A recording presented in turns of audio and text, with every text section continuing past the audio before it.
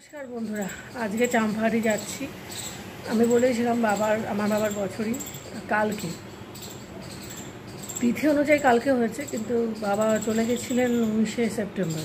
ডেটটা হচ্ছে 19শে সেপ্টেম্বর ছিল আগের বছর, তিথি অনুযায়ী হচ্ছে কালকে, মানে কাল হচ্ছে গণেশ চতুর্থী। বাবা যেহেতু গণেশ চতুর্থীর দিন চলে গিয়েছিলেন, তো তিথি অনুযায়ী কালকে হয়েছে। এখন বাজে প্রায় 9টা। আমরা বেরোচ্ছি, সবাই মিলেই আমরা যাচ্ছি। কালকের দিনটা ব্লগ একদমই হবে না, রবিবার দিন আবার ব্লগ হবে। আজকে হচ্ছে শুক্রবার, আর মোটামুটি সমস্ত কিছু গোছগাছ করে বেরোতে বেরোতে আমাদের একটু লেটই হয়ে গেল। কালকের ব্লগটা আমি শেষ করতে পারিনি। আমি ভেবেছিলাম যে ওপরে এসে আমি ব্লগটা শেষ করব, কিন্তু সেটা আর হয়ে ওঠেনি। তার কারণ গোছগাছ ছিল, ফুচকার জিনিসও নেওয়ার ছিল, তো সেগুলো সমস্ত কিছু গুছিয়ে নিতে নিতে অনেক রাত হয়ে গেছিলো। 2টো ব্লগ আমি আপলোড করেছি তারপর আর এনার্জি হয়নি যে আমি কালকেরটা শেষ করব। কালকে শিক্ষক দিবস ছিল, ওইখানেই আমি বোধহয় শেষ করে দিয়েছি। আপনাদের বলেছিলাম যে পায়েস করব, পায়েস করা হয়ে গেছিলো, সমস্ত কিছু হয়ে গেছিলো। তো যাই হোক, এখন সমস্ত কিছু গুছিয়ে গেছে, যাচ্ছি। খাবারও নিয়ে নিয়েছি, কারণ আমাদের পৌঁছতে হয়তো বা সেই 12:30 1টা হয়েই যাবে। তো লেট তো হয়েই গেল। 8টায় ভেবেছিলাম বেরোবো, তো সেটা ওই আর কি হয় না। একটা বাচ্চা আছে, তো তাকে খাওয়ানো দাওয়ানো ওটারে অনেকটা সময় চলে যায় আর কি। সেই সকাল 6:30 থেকে মানে শুরু করেছি। তো সব কিছু মিলিয়ে মিশিয়ে ঠিক আছে, মেট্রো করে যাব, খুব একটা বেশি সময় লাগবে না। চাম্পাহাটির ব্লগ অনেকেই পছন্দ করেছেন, তাদের জন্য আরও একবার চাম্পাহাটির ব্লগ রইল। তবে তাদের কাছে আমি ক্ষমা প্রার্থী যে শনিবার দিনের ব্লগটা হয়তো আমি করতে পারবো। সময় চলে যায় অনেক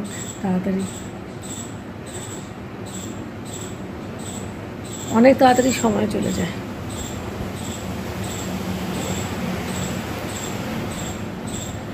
জানেন তো বন্ধুরা, আজকে না একটা কথা বলি। বাবা মাকে হারানো না অনেক বড় জিনিস। যারা মা বাবাকে ছোট বয়সে হারিয়েছে তারা এটা জানে। আমি তো যাই হোক, একটা আমার ভবিষ্যৎ হয়ে যাবার পরে আমার বাবা চলে গেলেন, কিন্তু এরকম অনেকেই আছে যারা কিন্তু অনেক ছোট থেকে বাবা মাকে হারিয়েছে। তাদের জীবনটা কিন্তু অন্য ধরনের হয়। বাবা মা সন্তান স্বামী, এই জিনিসগুলোর না প্রত্যেকটা মানুষ, মানে এই জিনিসগুলো একটা পিলার এক একটা মানুষের জীবনে। আমার বলুন আপনার বলুন, এই পিলারগুলোর যদি একটু কিছু হয়ে যায় না, সেটাকে মেনে নেওয়াটা খুব কষ্টকর, বিশেষ করে সন্তানের। আরজি করে যে ব্যাপারটা হলো, সবই হচ্ছে। আমার খারাপ লাগে কি জানেন তো, আমি যখন ওই মেয়েটির বাবা মায়ের কথা ভাবি না, ভেতরটা আমার নড়ে যায়। বাকি ঘটনা তো কল্পনা করতেও ভয় লাগে।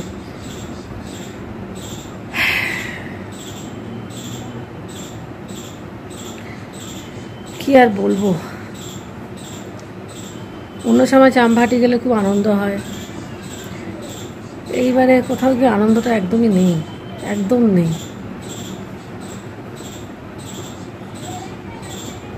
এখন শুধু আগের বছরের এই দিনগুলোতে কি হয়েছিল, আগের বছর গণেশ চতুর্থীর দিন কি হয়েছিল, বাবা কিভাবে করে বাবাকে ঘরে আনা হয়েছিল, এগুলোই মনে পড়ছে।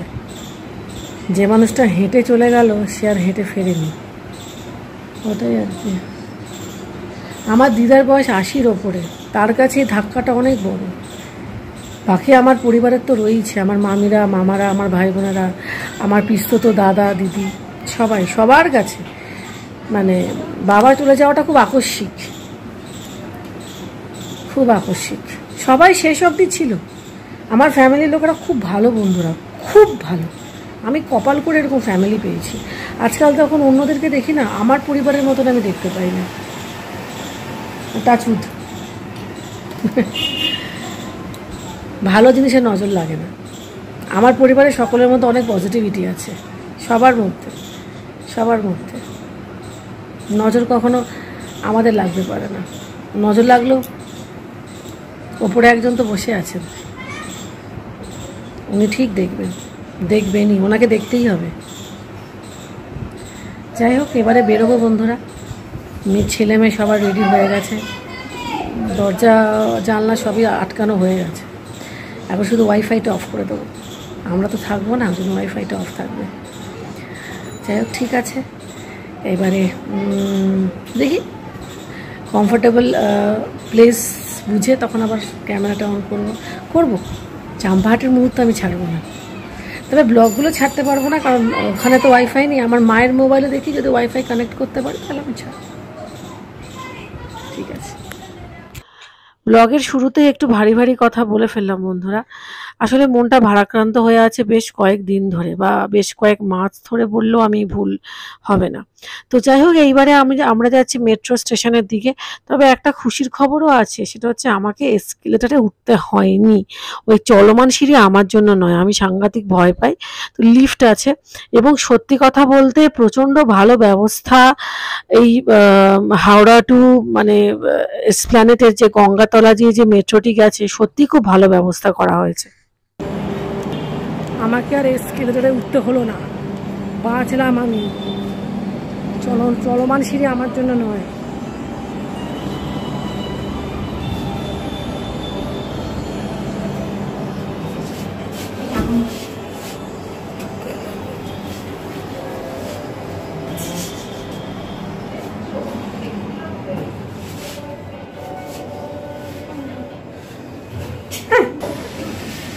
বাহ, কত কত প্রেস করলে? কত প্রেস করলে?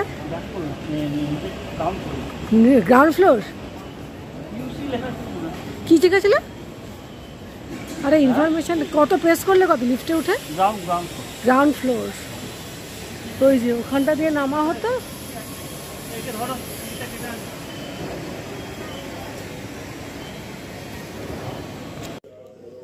চা কত করে দাদা? চা চা নেই? যা, চায়ের নেশা তো একটু আছেই বন্ধুরা, কি আর করব বলুন।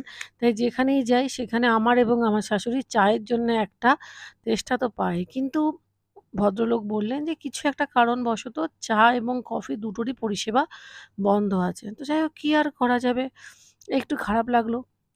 তো এখন আমরা এসপ্ল্যানেটের মেট্রোতে উঠে পড়েছি, এবং সত্যি বন্ধুরা, আমি যতবারই এই পথ দিয়ে যাব আমি একটাই কথা বলবো, যে ব্যবস্থাপনা অত্যন্ত ভালো, অত্যন্ত ভালো। তো এরপরে আর আমি ব্লগ করিনি, কারণ খুবই অসুবিধা হচ্ছিল, বাচ্চাও ছিল সঙ্গে, এবং আমাদের লাগেজও একটু বেশি হয়েছিল এবারে। তো এই মুহূর্তে যে ভিডিও আপনারা দেখছেন, এতে করে আমি চাম্পাহাটি পৌঁছে গেছি। ট্রেনে আমাদের বিশেষ কোনো অসুবিধা হয়নি, এটা বনগাঁ লোকাল ছিল। আমরা জায়গাও পেয়ে গেছিলাম, কোনো অসুবিধা হয়নি, সেরকম একটা ভিড়ও ছিল না। এইবারে সোজা বাড়িতে যাব। মনটা কিন্তু ইতিমধ্যেই একটু হু, হু করছে। মানে মাকে দেখবো, আমার বাড়িটাকে দেখবো, বাবার ছবি আছে। বাবার ছবি যদিও লিলুয়াতেও আছে, কিন্তু ওই বাড়িতে গিয়ে বাবার ছবি দেখাটার মধ্যে একটা আলাদাই ব্যাপার আছে। মনে হয় যেন বাবা ওখানেই আছে। তো মন খারাপ। সত্যি কথা বলতে এই মুহূর্তে আর কি বলি বলুন? কিছু বলার নেই।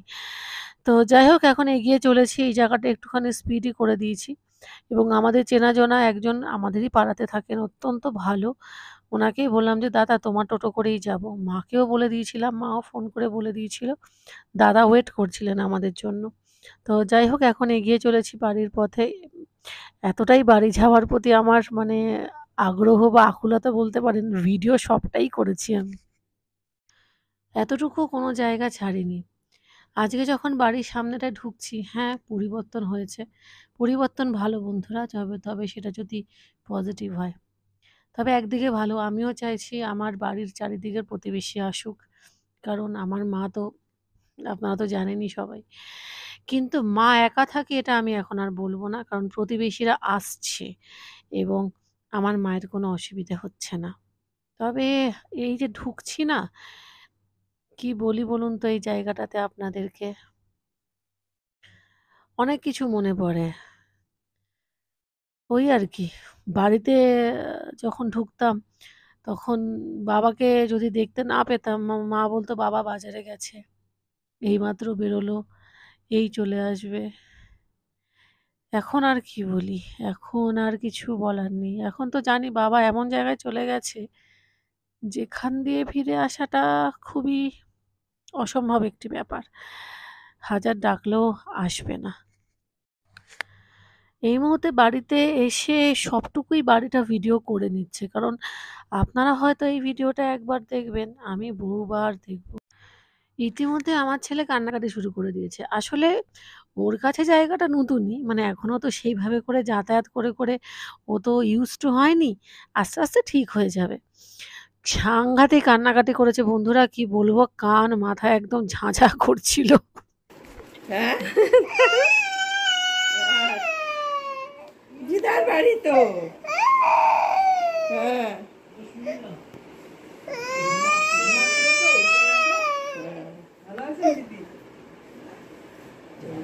বসেন।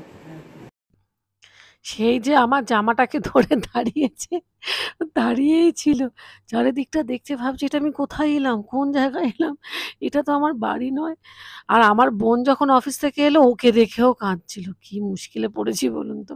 তো যাই হোক, আমি একবার চোখ বুলিয়ে নিচ্ছি বাড়ি, রান্নাঘর, খাওয়ার টেবিল, সিঁড়ি, আর এইখানেই এই ঘরে আমার বাবার ছবিটা থাকে। আর কি বলি বলুন? বাবার উপরে খুব অভিমান হয় জানেন তো? খুব অভিমান হয়। আমি মাঝে মধ্যে বাবাকে বলি, "তুমি কেন যে চলে গেলে এইভাবে আমাদের সবাইকে ফেলে? আমার মাকে তো তুমি একা করে রেখেই চলে গেলে।" তো যাই হোক বন্ধুরা, এসব অভিমান আর কি আর বাবার কাছে পৌঁছচ্ছে? বাবা তো শুনতেও পাচ্ছে না। কি আর বলি? ঠিক আছে, আর অনেক মন খারাপের কথা আজকের ব্লগে হয়ে গেল। আর মন খারাপ আপনাদেরকে করাবো না। এইবারে চলুন মূল ব্লগে ফিরি। আমরা দুপুরবেলা খেয়ে দেয়ে সবাই ঘুমিয়ে পড়েছি। ওই জন্য আর আমাদের ব্লগ করা হয়নি। আমি তো করিইনি, একদম ঘুমিয়ে গেছি। তারপরে এই আবার ব্লগ করছি। আমার বোন এলো, এখন ওকে নিয়ে একটুখানি বাজারে যাচ্ছি। আমি তো ফুচকা খাবো, আর আমার মেয়ে হয়তো চকলেট খাবে। দেখা যাক বোন কি খায়। আমার মুখটা দেখা যাচ্ছে না, যারা আমার ব্লগ দেখেন তারা তো জানেন এই জায়গাটাতে একটু অন্ধকার হয়ে যায়। আয়, ওই যে আমার বোন আসছে, ছুটে ছুটে। অন্ধকারে কাউকে দেখতে পাবেন না, এই আলো, এই আলোটাই হয়তো দেখা যাবে একটুখানি, আলোটাই হয়তো আবার দেখা যেতে পারে। যাই হোক,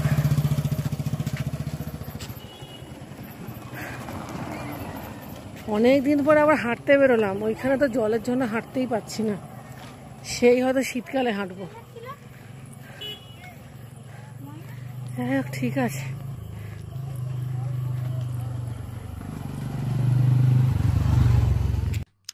খুব শিগগিরই ভাবছি জানেন তো, আমার বাকি ভাই বোনদেরকেও ডেকে নেবো চাম্পাহাটির বাড়িতে। সবাই মিলে একটু আনন্দ করব। আমি চাই আমার এই চাম্পাহাটির বাড়িটা একেবারে আনন্দে আহ্লাদে ভরে থাকুক। ভাই বোনেরা আসবে, মাসিরা আসবে, মামিরা আসবে, মামারা আসবে। এখন আমার দুই মেসো রয়েছে, তারা আসবে। সবাই মিলে আমরা খুব আনন্দ করব। বাড়িতে আমার দাদা আছে, বৌদি আছে, জেঠিমা আছে, আমার ভাইপো আছে, মানে আমার দাদার ছেলে। বম্বেতে আমার এক দিদি আছে, ওরও ফ্যামিলি আছে। সবাই মিলে মজা করব, আনন্দ করব। তারপর তো যে যার জায়গাতে ফিরে যাবই। তো যাই হোক, বোন অফিস থেকে চলে আসাতে বেশ মনটা ভালোই লাগছিল। বললাম যে, "চল তো সবাই মিলে আমরা যাই।" তুই আর আমি যাই। সবাই মিলে তো আর হয়নি, ও আর আমি বেরিয়েছি। ঘরে আর ঠিক ভালো লাগছিল না থাকতে। তো আমিও ফুচকা খেতে ভালোবাসি, ও ফুচকা খেতে ভালোবাসে।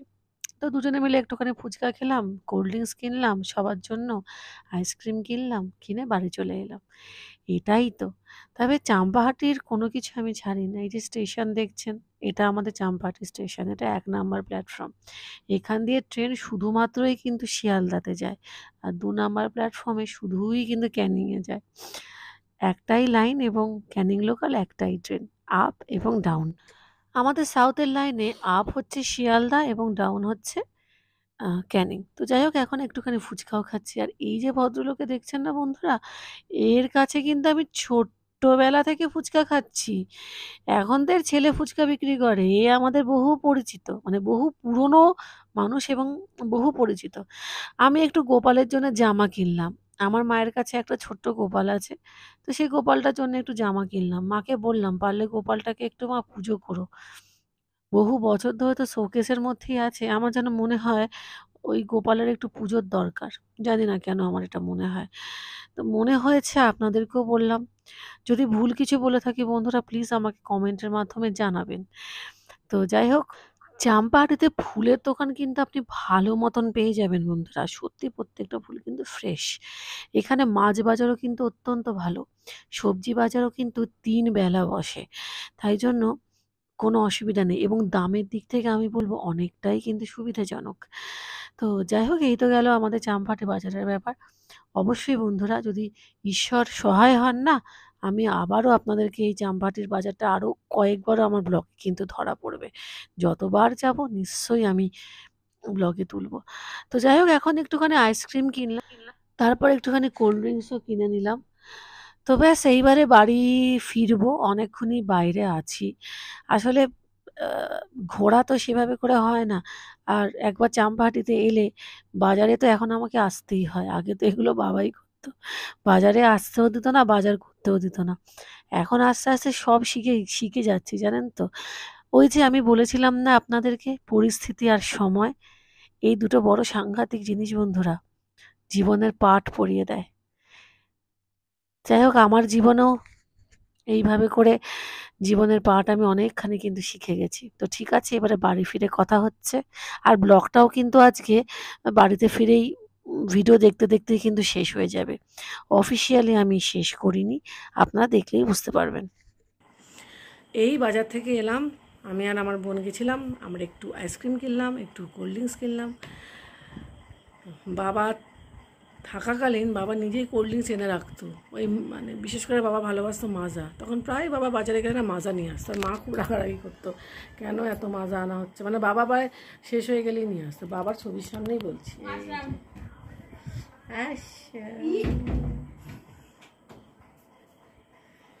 এই যে উনি লজ্জা পেয়েছেন, উনি লজ্জা পেয়েছেন।